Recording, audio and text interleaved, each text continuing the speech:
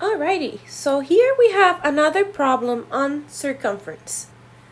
This one goes as follows. Trevor needs a new bicycle tire. His tire has a circumference of about 112 inches. What is the diameter of his tire? Okay, let's break it down and highlight important information. So yeah, we get it. Trevor needs a new tire, but his tire has a circumference of about 112 inches. We're being asked to find the diameter of his tire. Okay? And that we need to round to the nearest hundredth place. Okay, so we have two circumference formulas, and I'm just going to write them down really quickly. So we have circumference equals pi times the diameter, or we could use circumference equals 2 times pi times the radius. Okay, I'm given the circumference and I'm being asked to find the diameter. So that means I could get rid of one of these really quickly. This guy.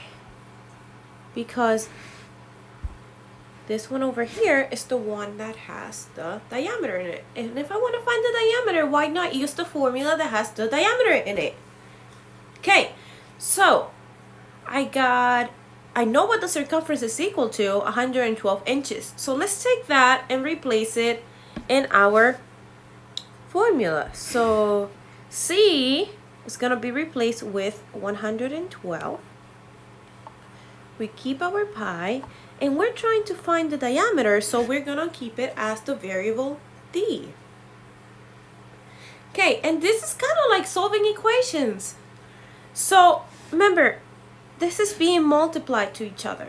So pi is a number very famously known for 3.14.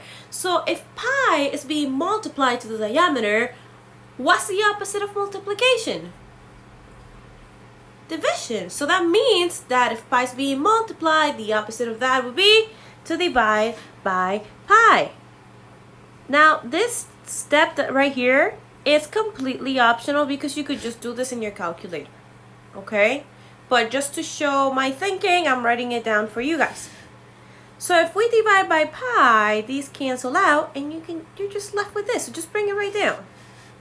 Now, we don't know what 112 divided by pi is, so let's pull up our calculator over here. I'm gonna make this a little smaller so we can see, put this into the screen. So we have 112 divided by pi. Comes out to be 35.65070725. Alright, so let's write it down on our screen over here. So 112 divided by pi is equal to the number on the right. However, remember, we were asked to round to the hundredths place. So we keep our whole number, which is 35. And then the hundredths place, we got 65 hundredths is equal to D. Now some of you like to put these lines here. You can do that as well. Okay, if it bothers you, just ignore that. Alright, so I'm gonna go ahead and move this back to the main screen. So final answer should be that the diameter of his tire is equal to 35.65 inches. And there we go. So I'm just gonna go over it very quickly. We use the circumference equals pi times d. We replace circumference with 112 inches, and we divided by pi so that we could get the diameter by itself. We used our calculator where we plugged in 112 divided by pi, and we got an answer of 35.65 inches for his diameter.